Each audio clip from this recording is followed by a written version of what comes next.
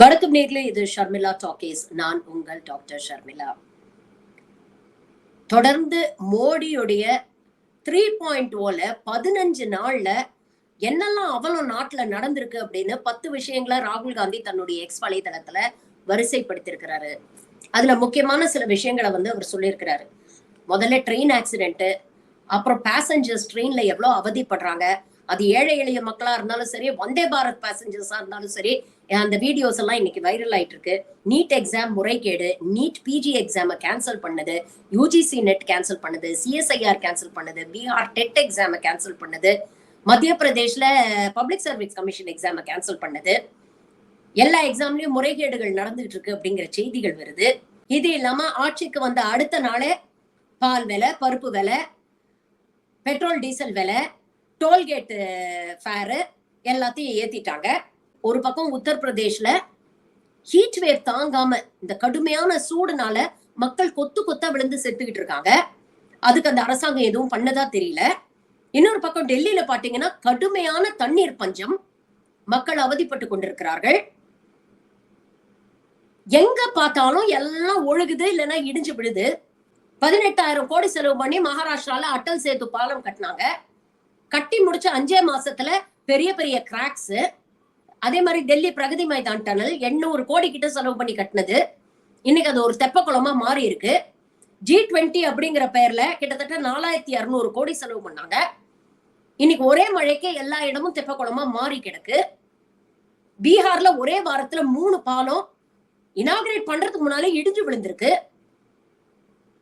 மிக சீரியஸான ஒரு ரயில்வே ஆக்சிடென்ட், அதுல எவ்வளவு பேர் இறந்து போயிருக்காங்க. இப்படி தொடர்ந்து இவங்க இன்ஃப்ராஸ்ட்ரக்சர் விகாஸ்னு சொல்லக்கூடிய எல்லா விஷயத்திலையும் இன்னைக்கு ஓட்ட விழுந்து ஒழுகிட்டு இருக்கு அப்படிங்கறதுதான் உண்மை. இது எல்லாத்துக்கும் ஜுவல் இந்த கிரவுன் அப்படின்னு சொல்ற மாதிரி நேத்து உத்தரப்பிரதேஷ்ல பெய்த மழையில் அயோத்தியாவில் இருக்கக்கூடிய ராமர் கோவிலின் கர்ப்ப கிரகம் ஒழுகி இருக்கு.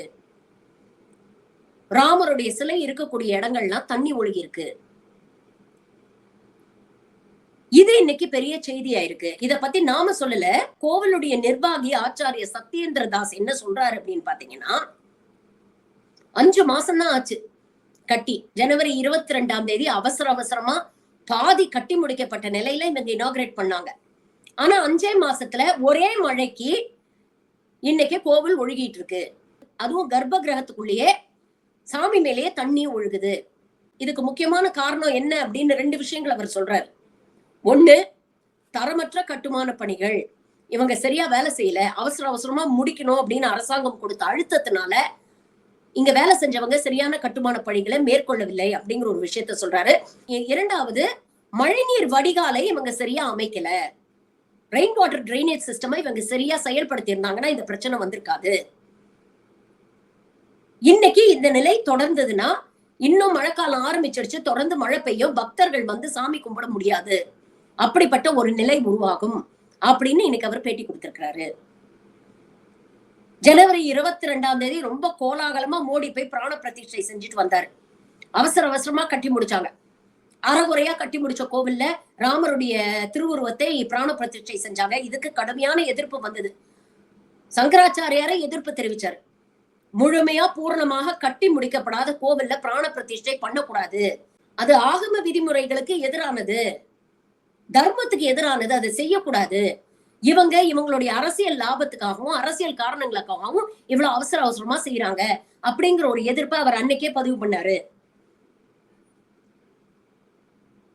என்னதான் மோடி மேடையில ராமர் கோவில நாங்க ஒரு எலெக்ஷன் விஷயமா நாங்க பார்க்கல, இது பக்தி சம்பந்தப்பட்ட விஷயம் அப்படின்னு சொன்னாலும் அதே நரேந்திர மோடி தான் மேடைக்கு மேடை பிரச்சாரம் பண்ணாரு. எதிர்கட்சி தலைவர்கள்லாம் பாங்க, ராமர் கோவில் இனாகிரேஷனுக்கே வரல, அப்படிப்பட்டவங்களுக்கா நீங்க ஓட்டு போட போறீங்க அப்படின்னு கேட்டாங்க. அதே மாதிரி உத்தரப்பிரதேஷ்ல பாஜக எடுத்த மெயின் பிரச்சார லைனே என்னன்னு பாத்தீங்கன்னா, யார் உங்களுக்கு ராமர் கோவில் கட்டி கொடுத்தாங்களோ அவங்களுக்கு வாக்களியுங்கள் அப்படிங்கிற மாதிரிதான் இந்த ராமர் கோவில் இஷ்யூவா ஒரு பொலிட்டிக்கல் இஷ்யூவா யூஸ் பண்ணாங்க. எலெக்ஷன்ல வெக்கமே இல்லாம ராமர் கோவில சொல்லித்தான் இவங்க ஓட்டு கேட்டாங்க.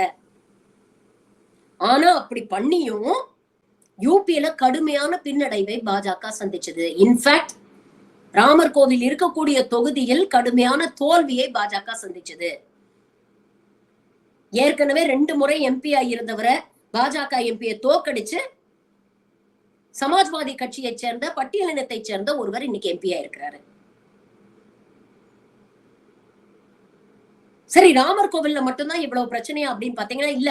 கோவிலுக்கு வர வழி புதுசா ராமபாத் அப்படின்னு ஒண்ணு அமைச்சாங்க தெரியுமா? மோடி கூட ரெட் கார்பெட் எல்லாம் போட்டு நடந்தாரு. எத்தனையோ வீடுகள், எத்தனையோ கடைகள் எல்லாம் இடிச்சு அவங்க வாழ்வாதாரத்துல எல்லாம் மண்ணள்ளி போட்டு அவங்களை எல்லாம் இடம் கடத்தி அவங்களுடைய வீடு வாசல் எல்லாம் இடிச்சு ஒரு சாலை வழி பண்ணாங்க இல்லையா? அந்த சாலை வழியில ஃபுல்லா தண்ணி தேங்கி நிக்குதான் தெப்பக்குளம் மாதிரி.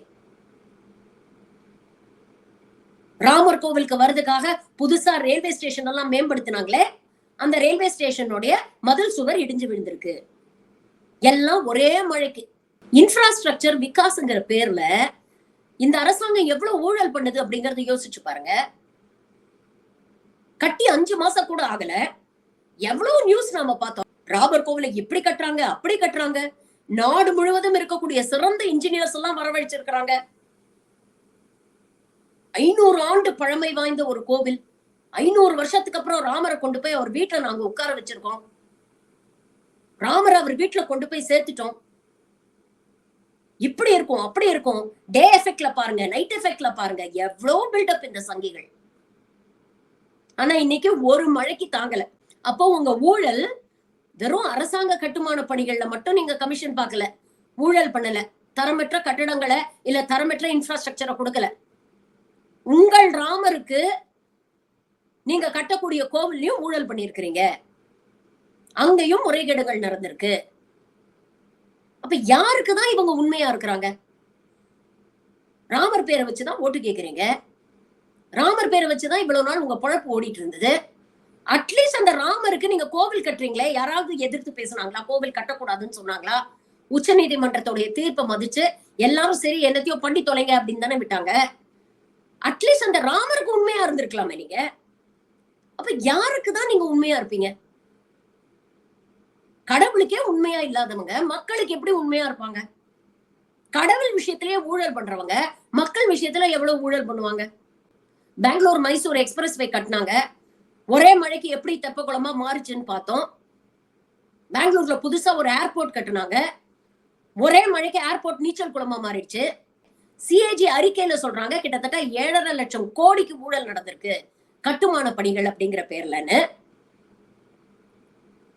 தேர்தல் பத்திரங்கள் சம்பந்தப்பட்ட ஸ்கேம் வெளியில வந்த போது பல பேருக்கு ஒரு பக்கம் வந்து தேர்தல் பத்திரம் மூலமா காசை கமிஷனை வாங்கிட்டு பல பேருக்கு கான்ட்ராக்ட் கொடுத்திருக்காங்க அப்படின்னு சொல்றாங்க.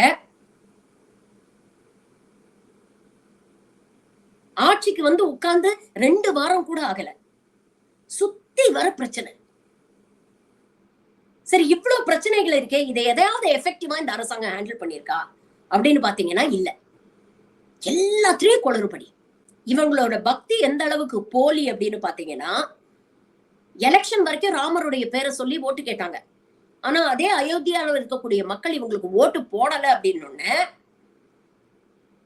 அவங்கள ஹிந்துக்கள்னு கூட பார்க்காம அவங்கள ஆன்டி ஹிந்துங்கிறதும் அவங்கள ஹிஜிடாஸ்னு திட்டுறதும் பாகிஸ்தானுக்கு கிளம்பி போங்கன்னு சொல்றதும் எந்த அளவுக்கு அவங்கள வசைப்பாடுனாங்க இந்த சங்கிகள் அப்படிங்கறத நம்ம பார்த்தோம் சோசியல் மீடியால. ஆக மொத்தம் இவங்க கடவுளுக்கும் உண்மையா இல்ல, ஓட்டு போட்ட மக்களுக்கும் உண்மையா இல்ல. மோடி 3.0 ஆரம்பம் அமர்க்களமா இருக்கு. இன்னும் போக போக என்னெல்லாம் அவலம் நடக்குது அப்படிங்கறத பொறுத்து இருந்து பார்ப்போம்.